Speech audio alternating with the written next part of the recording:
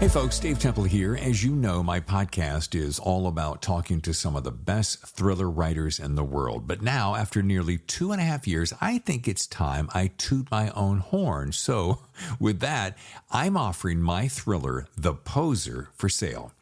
This thriller stars Hollywood detective Patricia Pat Norelli, a rookie cop working the overnight beat when one of Hollywood's biggest stars is found dead in her Hollywood Hills home. The only problem, the star just won an Oscar and is found dead only hours later. Now, Pat sees this as a way to forge her own path and muscles her way into the case. Soon, she and partner Detective Stuart Brown find themselves deep inside a complex case with more questions than answers and a ghost of a killer. Now, this isn't my first self-published book, but it's the first one I'm very confident you're going to like. I'm pretty proud of it. And for the rest of this month, you can get the ebook for only $5.95 or the paperback for $13.95. Now, since I do this weekly podcast as a free service, perhaps you'd consider this a way to help out your fellow thriller author.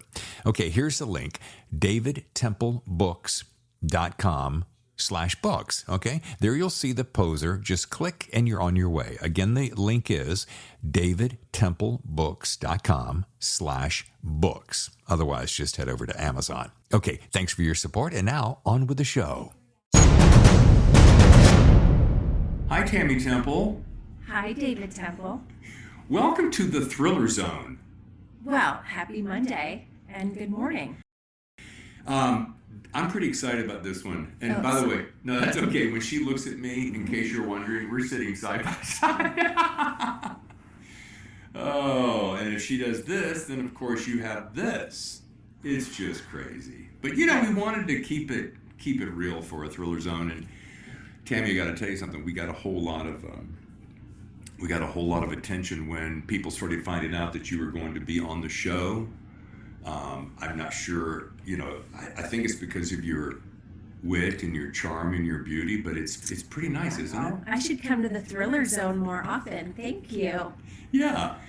And so this Thriller Zone, we thought we'd do something a little bit different. Usually we're talking with thriller authors, movie makers, book writers, filmmakers, etc. And this one is a little bit different, still about thrillers and books and movies, but we thought we have been, in between the tail end of COVID and the first of 2021, we have been watching a lot of series and movies and so forth. And is it the tail end of COVID? In my mind, in my optimistic mind. That could lead us down a whole different podcast. Yeah. Okay, well, we'll just say in the continuing saga of COVID. Yeah, COVID madness is alive and thriving. Right. And what's going to be a little bit challenging, but still kind of fun, and who cares because we make all the rules. A lot of our lists are going to be a little bit similar because... Well, we're birds of a feather. And we live together. Oh, that was a great rhyme. Yeah, thank you. Very fast and clever, David. So, I've got some my own personal structure to this countdown, for lack of a better term. Tammy has her own personal structure to her countdown of her own personal structure. And we're just gonna, we're gonna fly by. In case you're wondering where we are, we're at Jake and Renee's beautiful home in just outside Colorado Springs. Tell us about it, Tammy. Well, Jake is number one son, Jake, and Renee is supermom, Renee Davis, with little Jack, almost 3, and little Allison, almost 1, nipping at their heels. We've been here knee-deep in baby drool and almost 3-year-old gibberish for the last 8 days and absolutely loving it. However, I'm kind of craving a nice adult conversation. Watching Sunday football yesterday was a highlight. Yeah, besides the fact that it was Dallas and the Red, well, we watched 3 games, but we did. The fact that we got to see adults talking on television and playing football, it was.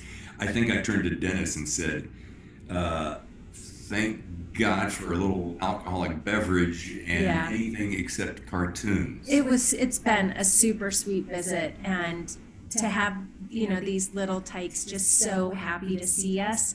And on the heels of COVID madness, when we haven't been able to spend a lot of time with family and friends, it's been a glorious trip. Yes, it has. That said, I'm super stoked to be part of the Thriller Zone today. I am not an avid reader so much right now, so most of my stuff will be based upon content.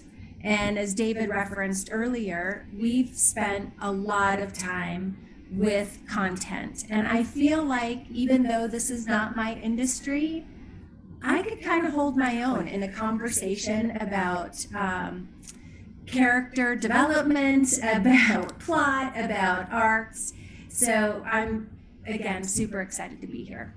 Yeah, honey, you can do more than hold your own, because as we were talking about our favorites, we kept referencing some of the same things. And one interesting thing about my wife is I've been writing now on and off for, 10, 15 years. And she, when I'm watching television or series and so forth, I'll have a tendency, sometimes it's not always so fun. I'll go, I'll be mumbling, I bet that guy's going to go do this. And within seconds, it will happen. And she'll look at me and go, what? We do a high five. Yeah. Yeah, we do. Oh, one of those. Yeah. So now what's really interesting is if I keep my mouth shut, a near improbability, she will do it. And I'll look at her and go, yeah. And it's so much fun. So. Yeah. Hey, we try to make the best out of everything and have fun with everything we do. So for anyone that follows my social media or David's, it is a love fest. We celebrate love energy, and we just try to put out goodness, positivity, joy, peace, love, happiness, and just to try to keep that good energy flowing. Yeah. So. We were probably hippies in another life. Probably. Yeah. So, to recap, we're going to have some top movies, we're going to have some top TV series, and we're going to have the top, I came up with top 10 books because it's such a classic line. Now, as I will probably say again later, I wish it was the top, I want to say 36 or 38, because that's about the number of books I've read since we launched the show in June. Can you believe it was June? I know. Yeah, in Tahoe. And my very first guest was May Cobb. Shout out to May Cobb. Great book cover. Oh, love that. The lipsticks in the gun, yeah. And it has been a glorious ride, and it's only 6 months old. We're going to kick into season 2 in January. You've probably seen our promos. I think our very first guest of the year is Ace Atkins. Wow, that's impressive. I'm a little nervous. Just a little nervous. He's a big boy. Anyway, so great shows ahead in the new year, and we thank you for all your support, your reviews, which have been spectacular, your voicemails that you've left on the channel, on the website, thethrillerzone.com, the reviews on Apple. Now I think Spotify is now allowing reviews. Oh, that's great. Which is super cool. And so just thanks for the Thriller Zone love. Why don't we do this? Why don't we get started with, how many movies did you come up with? I'm going to peek at your notes. Well, I have my top 3, and then I also outlined some big surprises just in case we go there. And then some movies and series that I really wanted to like, but some of the acting was a bit over the top. Yeah. I'm having fun. And what I liked is you had something like an honorable mention or something, or a surprise, and I had some of those as well. Yeah. And so anyway, why don't we start with you, young lady? And mine is top 5. Yours is, I want to say, top 3. And go for it. I'm going to go 3, 2, 1. Okay, 3, 2, 1. So recently we watched 2 movies on, I think both were on Netflix, but I could be wrong, that really took me by surprise. And again, a lot of this was storyline, character development. One was Power of the Dog with Benedict Cumberbatch and Kristen Dunst. And then I would say The Unforgivable with Sandra Bullock. Again, just a surprise for me that it was going to create that much conversation between the two of us. And we both, it's funny, some people have a 5-star rating. I think we should have a sweaty palm rating, because we were both talking about how our palms were sweating with both of these. My number one, do you want me to share my number one, or would you like to go with your 3 and 2? Oops, hello, that's a phone. Yes. No Time to Die, James Bond. Who would have thought you would cry, get teary, me, at the end of a James Bond movie? I really liked it. It provoked the two of us to go back to the very beginning of Daniel Craig's James Bond movies, and to be able to watch the storyline, since we knew that how it was going to end, was really good. It gave me a bigger appreciation for the arc of the whole series with him, and I really enjoyed it. I could watch his James Bond movies several times each, and I think we have several times each. Yeah. And we could go down the rabbit hole of, which is the best James Bond, which is kind of a ridiculous conversation, because everybody has a different favorite. And you might have a different favorite for a different reason in a different, decade or so forth. Yeah. Now, so you have completed your list of movies. Am I understanding that correctly? Those are my top 3. Okay, so I have 5, and I just did 5 because of random things, and I'm going to count it down. So my number 5 was, and this was more of a mystery and less of a thriller, but it stars Denzel Washington, Jared Leto, and Rami Malek, and it's The Little Things. That was a remarkable mystery. Number 3, it got a lot of rave reviews, and I was a little skeptical at first. I don't even know why, because I would watch anything that Matt Damon starred in, Camille Cotton, and a little known fact, Abigail Breslin, which I almost didn't recognize at first. She was fantastic. Little known fact, she and we were together in The Ultimate Gift 15 years ago with the original Jim Gardner from Rockford Files. The Ultimate Gift. Anyway. I think you still get checks for that movie, don't you? I do. I get a little. We get a coffee every now and then on that residual. I get a coffee every now and then. But that movie was Stillwater, and it was fantastic.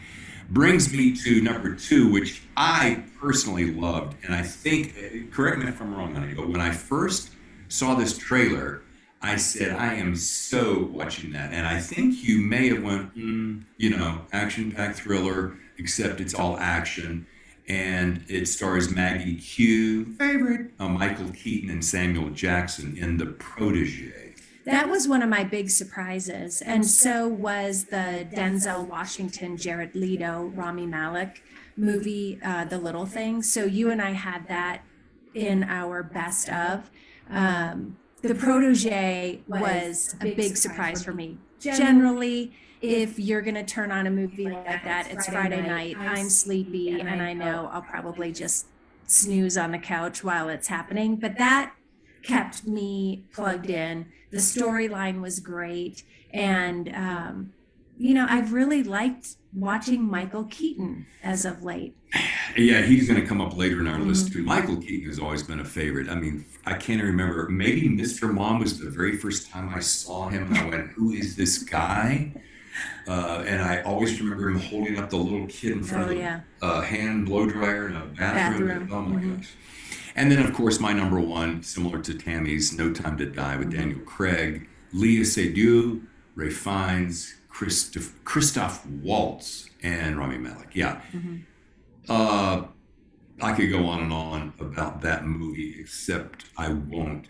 And I'll just say it was everything you want in a James Bond movie. I did see on Twitter a couple of haters out there going. Haters are gonna hate.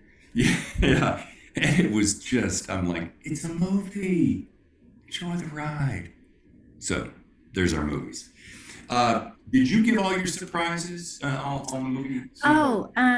I had another surprise, and that was The Last Duel with Matt Damon, Ben Affleck, And there were a couple notable female actresses that I did not take note of, but that movie, again, same thing. I thought, I am a historical fiction person. If I'm going to read, I really do enjoy historical fiction.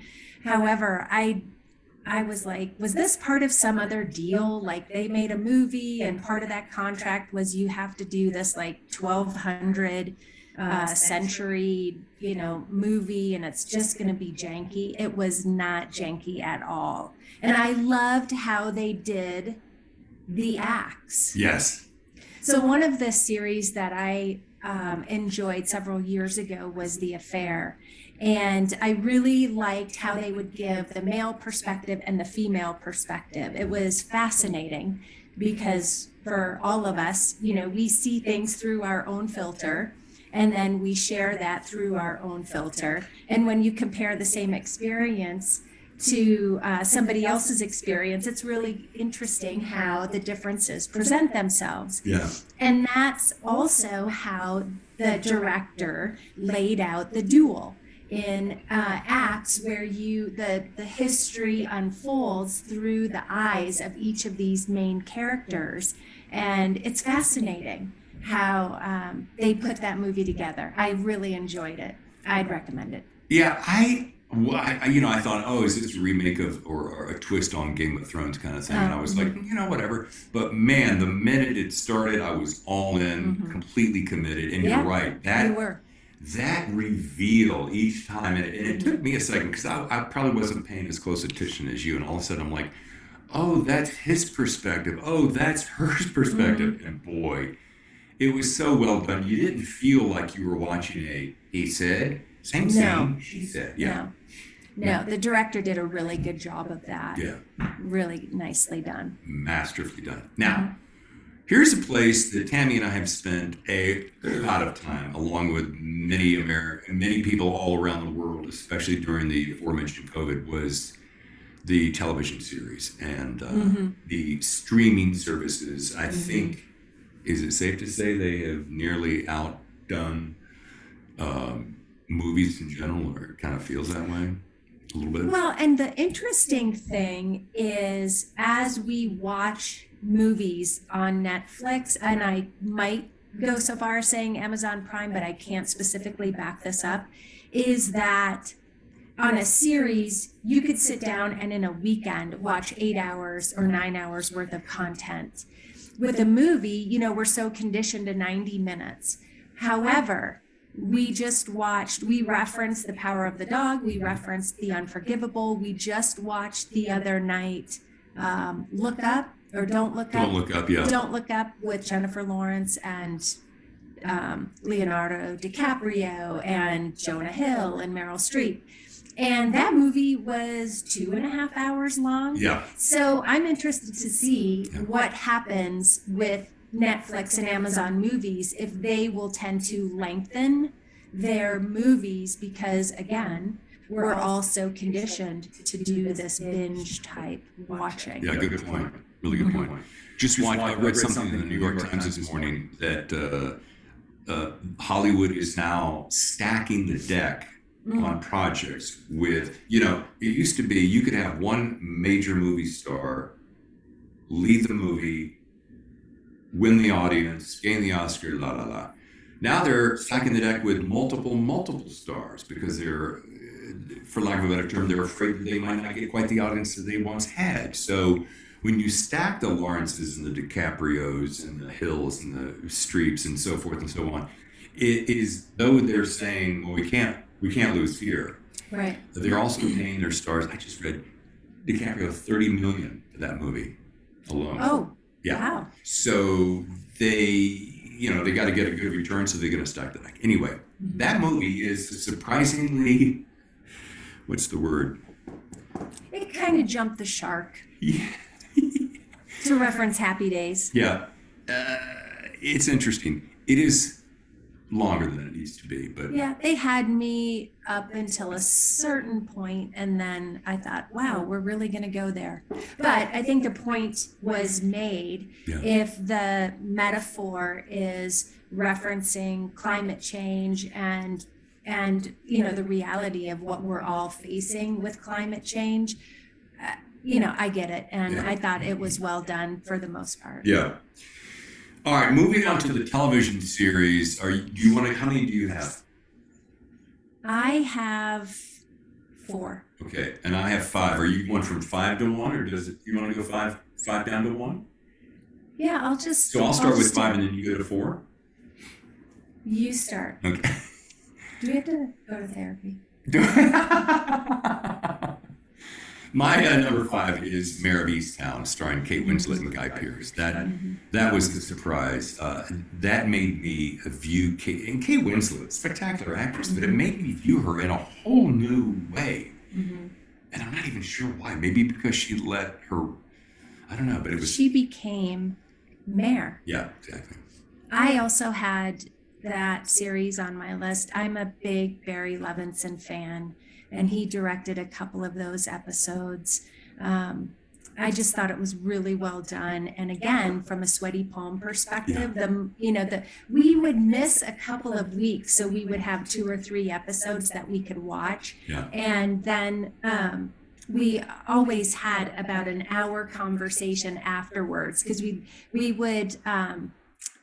would watch the after the episode breakdown, where the actors and the directors and the writers talk about, what each person was going through and what they were trying to portray. And then David and I would sit and we'd have our own conversation about the episode or episodes. And that was super well done. Yeah. Mm-hmm. I've always liked the director's cut on DVDs, where you get to hear what their thoughts were and so forth. But yeah, I'm going to integrate the sweaty palm meter in future shows. I think we should. Yeah, because we're always doing that. I'm like, I know I'm really raptured when all of a sudden I'm going, oh geez, there go my palms again. Yeah. Now, number 4, and it's so funny, we were having a conversation over football yesterday about, hey, have you watched Mayor of Easttown? No, but I saw Mayor of Kingstown. Well, wait a minute, no, and it was hilarious. But Mayor of Kingstown with Jeremy Renner and Diane Wiest has become one of my all-time favorites. Not a light family show. No, I like that program too. It's, I think I'm sensitive to over-the-top drama, and it can kind of hinge a bit on that, the excessiveness of the intensity. I can get without being beat over the head, and that show can have a little bit of that.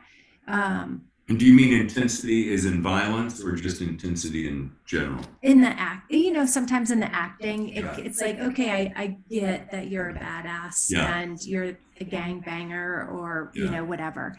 There was also, I will tell you, the last episode that we watched haunted me for a few days. It was very disturbing.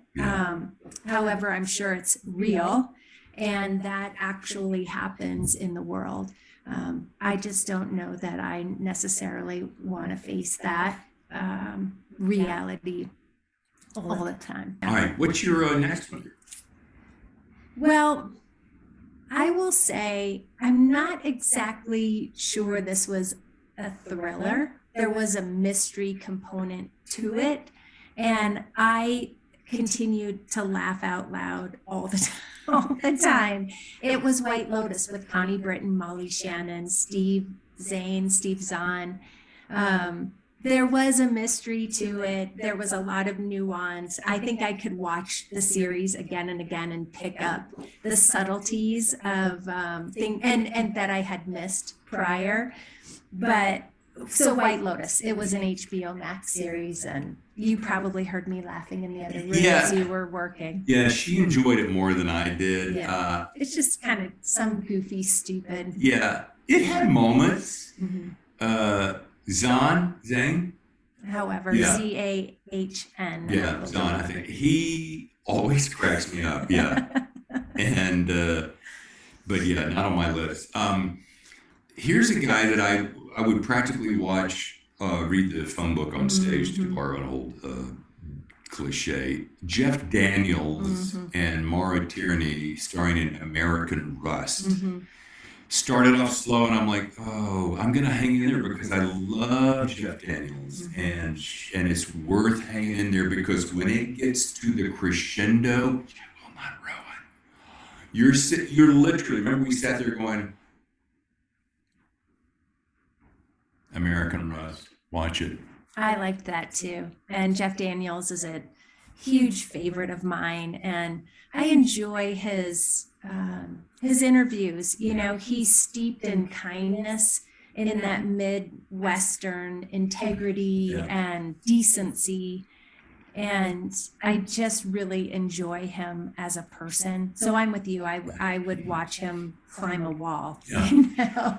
He also was on 60 Minutes, and you constantly referenced this for me as a bit of encouragement when I'm feeling, God, can a guy my age with this lack of track record in writing really make it? And we pull up the 60 Minutes interview with Steve. Doesn't matter. Hello. Yeah. And he's talking about, you know, if my 62-year-old self had said that this was going to happen, and they were referencing the Broadway play To Kill a To Mockingbird. Kill a Mockingbird. And he said, if you told me my 62-year-old self that this would be happening, I wouldn't have believed it. And he has a better line than that. But what is it? How is it you always reference it for me? Because it's such a great encouragement. Well, he talked about he's more successful at 63 and 64 and 65 than what he was, you know, in the 80s and 90s when he was just really not consumed, but committed to trying to build a career, but also having this plan B, the safety net, with a home in Michigan for his wife and his kids. And he was just he was not going to play by the Hollywood rules. He was going to maintain what drove him, and that was a planned out home life, a grounded home life, and he made it work. And he often refers to that 62 or 63-year-old moment when To Kill a Mockingbird hit, and he just has, you know, had this resurgence in his popularity again. Yeah, I love it. Maybe 60 is the new 30, something like that. Maybe. Now I think we have two more. I'm going to look at your notes. Yeah. You actually I have a couple more. Yeah. Our last two are the same. So looks like you have a third in there. Why don't you go ahead and share that one? Well, I really enjoyed Dope Sick. And Dope Sick was a Hulu series, and it was about oxycodone and the Slacker. Was it the Slacker family? Sackler. Slacker. The Sacklers were slackers. Right. The Sackler family, who, I mean, it was just fascinating how the pieces of this puzzle came together from, you know, the marketing of this, the development and marketing, this whole machine that went into putting this medication on the market, and how it was just this tidal wave in the medical world, and how it impacted every community across the board. I mean, we just found out this weekend that it had also impacted a family that we know and are touched by, and we had no idea. But Michael Keaton stars Peter Sarsgaard, Rosario Dawson. The Budweiser Dilly guy was John such a great, knocker. Yeah, he was such a great surprise. He was an amazing actor, and we love him. Yeah. Dilly. Dilly. And Michael Stuhlbarg, who was so annoying yet perfect in the role of Richard Sackler. Oh my gosh. And I've watched him in Boardwalk Empire. He was great. I really think he's an incredible actor as well. Yeah. But it was highly educational, and if you're kind of bummed out on life, do not watch this series because it's heavy, but very well done, super informative, probably more of a docudrama than anything, but I don't think it fits the thriller category. My palms were sweaty a lot during, as we watched this. So Yeah. I thought it was excellent and very well done. And I would totally agree on every point. And we're all aware that the opioid crisis was dangerous and foreboding and catastrophic. But when you spend an entire series watching it like this, I learned a lot. And I guess in my own stupidity or naivete, I never knew. And of course, it's dramatization of Hollywood by Hollywood, but I never knew that the addiction was to the degree that it was. And then it forced me to research after that.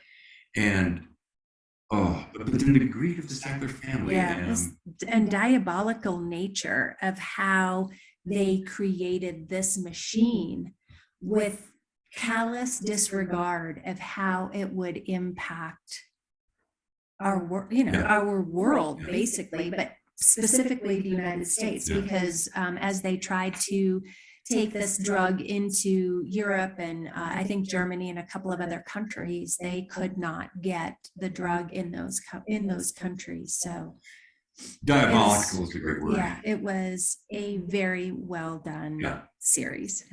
Now, on a positive note, in a series that we loved, season 3 came out. We watched it in its entirety in either one or two sittings. And then we turned around and started the entire series over again. And we're now in season 2. Yeah, we've just started season 2. But it's about a wicked patriarch starring Brian Cox and his children, Jeremy Strong, Sarah Snook, Kieran Culkin, and Alan Ruck. And the series is Succession.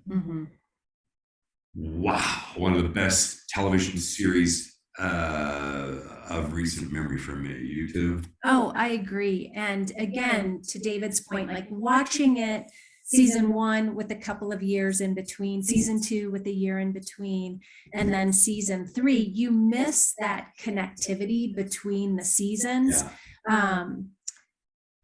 And I would say going back and watching it all over again has provided a fresh look into the characters, the development, and really an appreciation for the actors and the personalities that they're portraying. And you can really see how, how the nature of how this man parented his kids and used his kids and manipulated his kids it's such a well done series. And then of course the director's cut behind the episode sessions at the end of each episode is fascinating. Adam McKay has really surprised me over the years. He started off with Will Ferrell and did mostly comedy, but he's picked up so many projects since then. And this is just a fascinating way it's shot, the portrayal of the different characters. And the word that I kept thinking of while you were speaking is nuance. When you go back and you start with number 1, there's so much nuance that you may have caught the first time, but how now, having seen the progression of the family, you really do, the nuance blossoms in front of your eyes, and you realize, especially with Jeremy Strong, who plays Kendall, just an extraordinary performance of a guy who wants so bad for daddy to love him, so bad to make daddy, have daddy say, "I'm proud of you, son." And it never happening. And the ruthless disregard and conniving manipulation by Brian Cox, Roy Logan character. We would catch ourselves looking at each other going, can you believe this? There is a great article in the New Yorker, and it's an interview of Jeremy Strong, or with Jeremy Strong. It's lengthy, but it's so well done. And it talks about his acting style and what he goes through in bringing Kendall Logan to life. And then this writer also interviewed the cast and talked about how Jeremy's style impacts the cast because he seems to be more of a method actor. His flavor of acting tends to try to stay in character and really become that person. And then the impact of that on the other actors was also interesting to read and learn about. Yeah, I'm not sure I read that, but I will say that having done a little bit of acting, and I'm not a method actor, but I really appreciate and respect that, because you work so hard to get inside this character and to become that character. And so that when you know, in movies, you shoot a scene, you take a long break, you shoot a reverse, you take a long break, you shoot a wide, a close up, so forth. And if you stay in that character, it's easier for you to really cement your connection to the audience. So I dig that. The boy, you really felt depressed when he was on screen. I know. You wanted to drink and do drugs as well. No, or was it just almost, but not really. I would say there's a great podcast, and it's with Adam McKay and Smartless. Yes. Smartless guys interviewed Adam McKay, and it gives you a real sense of who he is as a person and a director and what he tries to bring to life. And I was introduced to him in The Big Short, and The Big Short was all about the 2008 housing market crash. And he said part of the reason why he wanted to do that movie was because his own father was caught in that death spiral. So it's interesting what you learn about a person in these podcasts or in these after the episode discussions about why they do what they do and why they're influenced by certain characters and what they're trying to, just bring to life, or the story they're trying to share. Yeah. I have one honorable mention that didn't, only because I was doing top 5, because sometimes I am a rule follower. And I wanted to mention that I think you have a note about it too, as well, is the show Hit and Run. Yeah. Starring the phenomenal actor Leo Raz, which, oddly enough, introduced us to a different series called Fauda. Thank you, Don Bentley. Yes. That's right. Don Bentley on the show introduced us, and I think I told you right away, we got on the show, and wow, what a remarkable actor. And I think the reason he's so remarkable is he is actually in a branch of the military as well. I thought he was in Israeli intelligence or something, formerly, but that was a really good series. It was one we learned quickly to not watch right before we did Lights Out. The other show that I wanted to bring up was Ozark. Oh my God, I didn't even... that would have been in 2021. Yes. We would definitely have Ozark as maybe the top number 1 show. We really, really like that series. Yeah, Ozark is... that would have been like Succession and Ozark if you had to pick a TV series. I cannot get enough of that. Yeah. And that probably hits the definition closer to thriller than what Succession does. Yes. Oh, well, it's our show. Yeah. We can do whatever we want today. We geeked out on Succession, so there. All right. Now it's time to go to books. Now, I have 10, and I have a little tiny blurb with each one. And the reason I did that is for viewers who are new to the Thriller Zone and may not be aware of these authors. I want to give you a very tiny blurb directly from their books. So I'm not taking much of any liberty with it, but it'll synopsize the book in a very tiny form and hopefully entice you to go read the book. Yeah.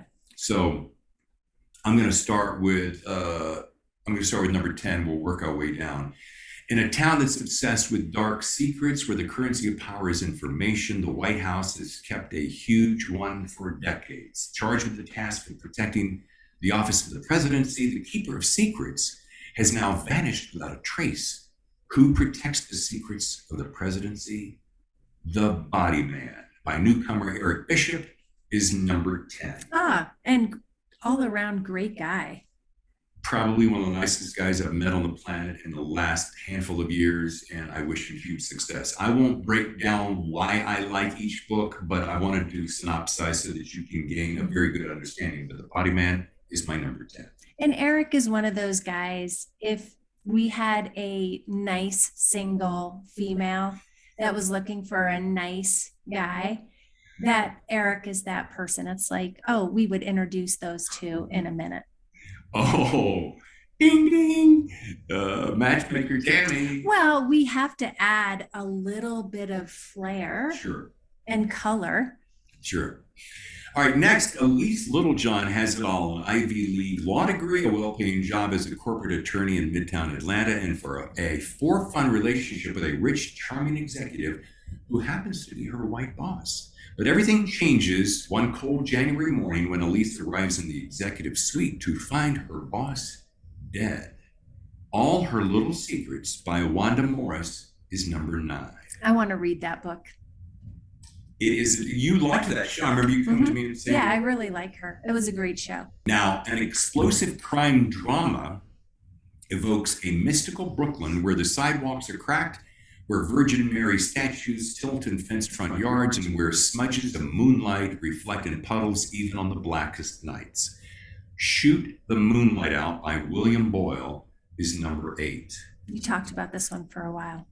I could not get it out of my head. I don't know what it is. The characters are terrifically real. It has little twists and turns you don't see coming, and it was just remarkable. I'm trying not to have resting bitch face while you're reading these. So. Angel, Kentucky, just another one of America's forgotten places where opportunities vanished long ago and the opioid crisis has reached a fever pitch. Now, when the small town is rocked by the vicious killing of an entire infamous crime family, the bloody aftermath brings together 3 people already struggling with Angel's drug epidemic. Lost River by J. Todd Scott is number 7 and one of my favorite podcasts to date. This one haunted you too. You talked about some of the scenes in this book. Yeah, I hadn't. It was visceral. And palpable and remarkably real, and I loved the interview with J. Todd Scott. I have it on very good authority. He's going to appear with his newest one coming out next year called The Flock. Now, when a series of devastating cyber attacks rocked the United States, Haley Chill is tasked by the deeper state to track down their source. NSA analysts insist Moscow is the culprit. But that accusation brings plenty of complications, with Haley directing the president as a double agent against the Russians. With increasing pressure on the president to steer him towards a devastating war, it's up to Haley to stop the mysterious computer hacker and prevent World War III. Savage Road by my new friend Chris Hottie is number 6, and a page ripper. I really like this podcast too with Chris, and I liked the way he spoke about Haley's development in the character between the books, because she appears in a couple of, this is a series correct? Yes. Yeah, and he, rumor has it that there's a 3rd one on the way. Yeah. Now the next one, Tammy and I both love, so I'm going to read it quickly, and then she's got several notes to talk about. Imagine this: you just boarded a flight to New York. There are 143 other passengers aboard. And what you don't know is that 30 minutes before the flight, your pilot's family was kidnapped. For his family to live, everyone on your plane must die. And the only way the family will survive is if the pilot follows his orders and crashes the plane. Falling by T.J. Newman is number 5. I really like this book, and I love her story. Super sweet Cinderella story is how I would describe it. And I mean that with all the compliments that would come with that. Great book. I think I read it in a weekend. I sat outside in the sun after my morning runs, and you were working, and it was just a really good adventure. Yeah. And I'm excited to see her and what additional things she does. I'm excited to see this book come to life, maybe in movie form. Oh yeah, this next year. Yeah. And I'm excited to see what she does next. Yeah, former flight attendant, scratching down the ideas on napkins on her overnight flights, and puts it all together in a page turner. And I think it's easily one of the fastest reads I had this past year. Yeah. Now, Aurora is a small town nestled in the ancient forest alongside the shores of Minnesota's Iron Lake. In the summer of '63, it's the whole world to 12-year-old Cork O'Connor. But when Cork stumbles upon the body of a man he revered, hanging from a tree in the abandoned logging camp, it is the first in a series of events that will cause him to question everything he took for granted about his hometown, his family, and himself. Lightning Strike by Kent Kruger is number 4 and a spectacular tapestry of craftsmanship. I like this podcast too. Kent is just that grounded person. You know, he just seems to have his head in the right place, great mindset, deep, soulful person. I really like that podcast. Probably one of the nicest guys I've met, and really shares insights and lessons about writing and how not to give up and how to keep going. But he puts it in a way that doesn't feel like a textbook off the shelf, 30-page book of, hey, how to be a winner. Right. Tips and tricks with Kent. None of that with Kent. It just really was powerful, and I so enjoyed that. Now, next, CIA case officer Sam Joseph is dispatched to Paris to recruit Syrian palace official Mariam Haddad. The two fall into a forbidden relationship, which supercharges Haddad's recruitment and creates unspeakable danger when they enter Damascus to find the man responsible for the disappearance of an American spy. Damascus Station by David McCloskey. His debut is number 3 and a fantastic read. Class act too. What a super, to jump on your word, classy guy. The podcast was awesome. And this is another book I'm really excited to read. And I said this to David on the show. I've said it to him since then. He is going to be in the echelon of the Tom Clancy's and the Ken Follett's and those guys that you love. Just an in-depth research. You really gain not only the adventure that you're looking for, but insights as to how that world works, and his background in the CIA, of course, always intrigues me. But remarkable. Now, it's been 20 years since 9/11. The enemy has been patient, learning, and adapting, and ready to strike again. A new president offers hope to a country weary of conflict. He's a young, popular, self-made visionary, but he's also a man with a secret. Meanwhile, a young PhD student has gained access to a bioweapon thought to be confined to a classified military laboratory. A second-generation agent, he has been assigned a mission that will bring his adopted homeland to its knees. The Devil's Hand is by Mr. Jack Carr, and it's number 2. Love him. And again, his books, I am so excited to read. I cannot wait for James Reese to come to life with Chris Pratt. And I'm excited to see what Antoine Fuqua is the director of that. Like, hello, what a great story. Jack Carr is the coolest dude. I love how he promotes his support for wounded warriors, for veterans. He turned us on to Black Rifle Coffee. He's turned us on to so many different things that I'm just really excited about this. And I'm so genuinely happy for him. Yeah. When I met him at Thriller Fest in 2019, I was blown away by his down-to-earth nature and giving and kind. And sure, I want a beard like his. Sure, I have beard envy. I can't grow a beard to save my life. Yes, I want that. And I wish I could shoot a gun like him and have all the knives that he has. How about his vehicles, the Land Cruisers? The Land Cruiser, really, it's only one of my dream vehicles. And he's got a beautiful wife and beautiful kids, lives in a beautiful Park City. He's Art Deco house. He's everything you want to be. Yeah. You want to not like it, but he's so flippin' nice. No, I want to like him. Right. I want to love him. And you do. Yeah, I do. He's goodness. He's pure goodness. He's a massive talent, and he's going to be around for decades to come. Thank goodness. Yeah. Can we gush anymore about Jack Carr? Now, if I could only get him on the Thriller Zone. Well, his publicist said you could have any one of his authors, so you might have to just pull that out. That's right, Atria Books. Shout out. Yeah. Okay, and we're down now to the finale. Nick Anthony has retreated to the North Carolina mountains to mourn the untimely death of his wife. Once a popular professor, Nick just wants to be left alone with his grief. But when his estranged brother and sister-in-law die in a house fire, a stunned Nick learns he has a niece, Annalise, who is missing. One of the books that captured my attention from the very first page, Never Let Go, reminds me of growing up in the Carolinas. A Fire in the Night by Chris Swan is number 1. Wow, that's fantastic. Yes, it's always hard to pick top 10. Yes, you want to give everybody number 1. Yes, it really should be like 38 because that's how many books I've read since June. Yeah.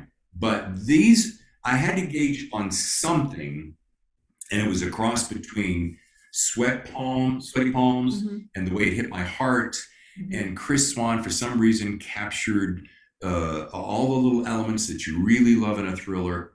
All of these books were fantastic. There are tons more. I think of so many that I could rattle on, the Don Bentleys and the Ted Bells, and I could go on all day long, but these are my top 10. That's fantastic. Now, I do have an honorable mention, because I got to do that. I can never actually just stop at 10. So now, my honorable mention is a biographical thriller by a gal I had on many months ago, Death on Ocean Boulevard, Inside the Coronado Mansion Case by Catherine Rother. If you like true crime, you will rip through this book. And Inside Secret said that she has, this is going to be not only reinvestigated, we think, but turned into a TV series. You really enjoyed them too. I did. I remember when this case came to light. I think it's Caitlin Rother. It is Caitlin. I'm sorry. I wrote down Catherine. My bad. Caitlin Rother. Yes. I remember when I was living up north in Mill Valley when this happened. And so I was fascinated by the story because it's odd. And when you listen to the podcast, Caitlin unfolds some of the layers. So you really get to see what she learned, which creates even more intrigue to the story.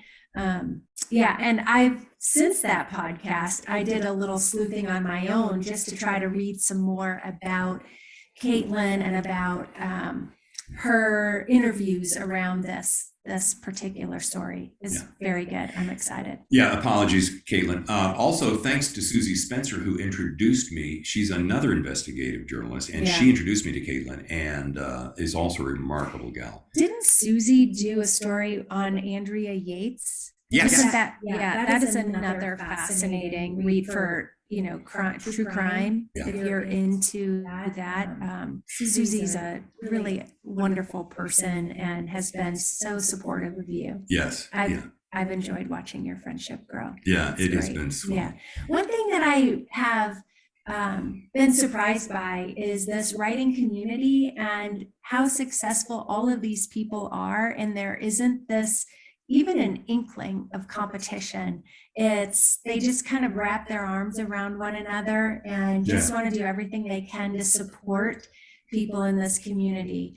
And I've loved that. It's really been a nice surprise. I'm glad you're in that world and not so much in the cutthroat nature of the movies and radio. Radio was vicious and cutthroat, and everybody was after you at all times. They were on your back with a knife. But yeah, this community has surprised me. I first saw it at Thriller Fest, and I thought, is this just showbiz light? And then as I've gotten to know them and interview all these great creators, it is amazing. And one last thing I wanted to mention on top of this, I do have a favorite new find. And I could probably go on and give like a multitude. A lot of them, yeah. A multitude of favorite new finds and top pick here, top pick there. But this one guy got my attention on a number of different levels. Maybe it's partly because I grew up around that area. The fact that I like Southern Gothic, the fact that it was a novella, so I had a compressed amount of time at that particular time. I read the book, I got on the horn with him, and we had a Thriller Zone podcast. But A Violent Gospel by Mark Westmoreland is my favorite new find, and a good old boy, just the nicest, down to earth guy. Good podcast. Yeah, I'm excited. So I've read this year T.J. Newman's book, The Falling, Steve Kavanaugh's The Devil's Advocate. I really enjoyed that book. Again, great character development, surprises along the way. And when you get to the end and see the master plan behind the tragedy in the story, it's fascinating.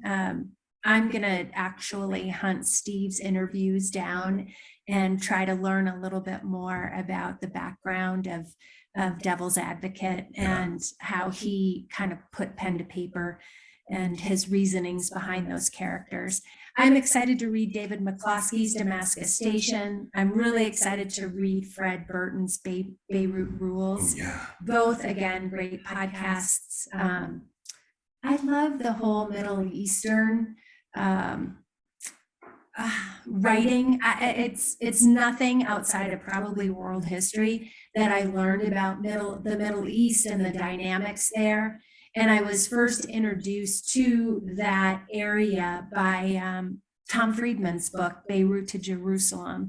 And that book is so fascinating because it breaks down how complex and volatile that part of the world is. And it gives some of the history as to, what happens in that area. So when you had David McCloskey on and Fred Burton, my ear was peeled a little closer to their stories. Yeah. Well, as we begin to wrap the show up, I cannot let 2021 go without mentioning one guy who has had a humongous impact on me.